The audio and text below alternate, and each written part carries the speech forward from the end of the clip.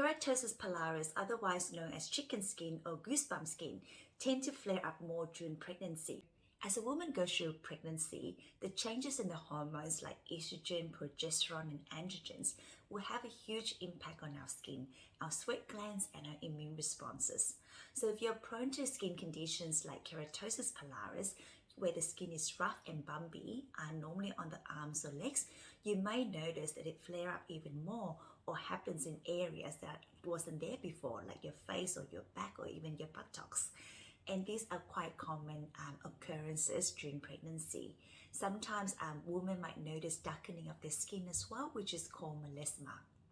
For a skincare product to be considered as unsafe during the pregnancy, it needs to have two things. One is the active ingredient is considered as unsafe for pregnancy, and two, it needs to absorb through the mother's skin into the bloodstream and entering the fetus for it to have an impact.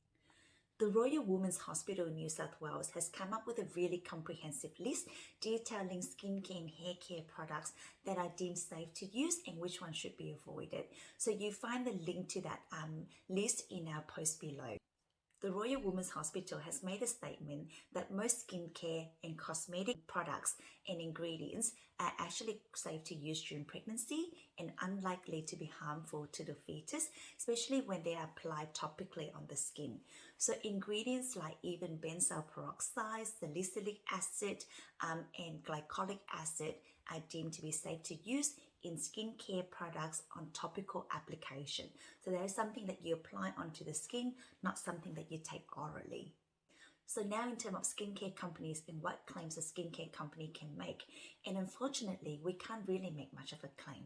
And the main reason is that to make a claim, we need to go through detailed clinical research and clinical studies on pregnant women using that particular product. Now, a lot of the companies don't have the resources to do that, and also there would be not many pregnant women who are keen to put their hands up and say, I'll do the research.